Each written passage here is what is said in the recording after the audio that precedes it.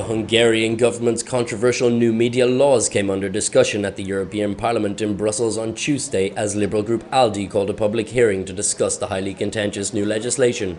In my mind, it was so important, this piece of legislation, and a limit on the freedom of the press, that it was necessary to organize this hearing today.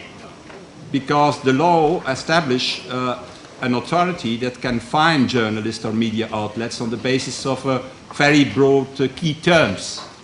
It is indeed rare to have a piece of legislation so harshly criticized by such a broad range of professionals. It is indeed too much criticism not to have some foundation there. The new law stands accused of severely limiting the scope of independent media in Hungary, while also giving disproportionate control to the Hungarian government. This law creates a dual monarchy.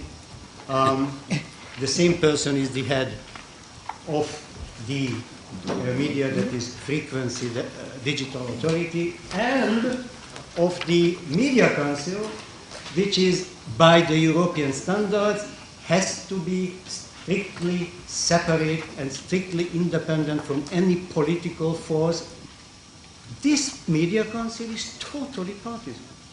It is consisting of 5 members of the ruling party or 5 affiliates of the ruling party or 5 candidates of the ruling party alone. Due to personal circumstances, Georgi Konrad, a Hungarian writer and freedom advocate, could not make it to Brussels.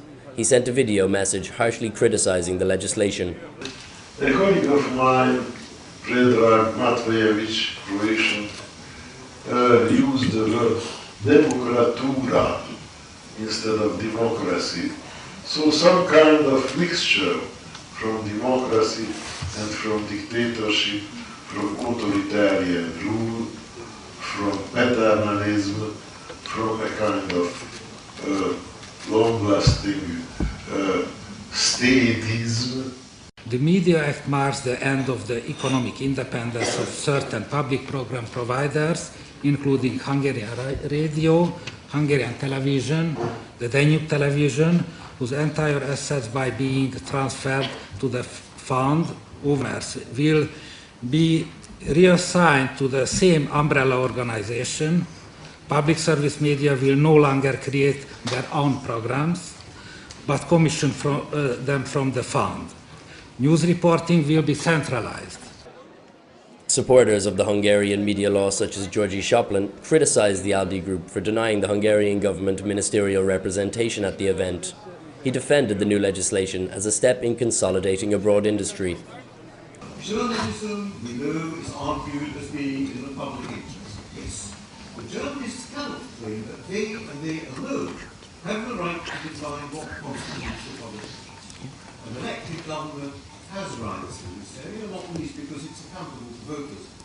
Journalists are not. The task of the media is to speak truth to power. This is something that I support completely. But in so doing, the journalists themselves exercise power, and for that power they are not accountable to voters. They have power without responsibility. So that power must to some degree, I stress to some degree, must be regulated by the state in a variety of ways, generally through intermediate bodies and legal provisions. It's always going to be a mixture.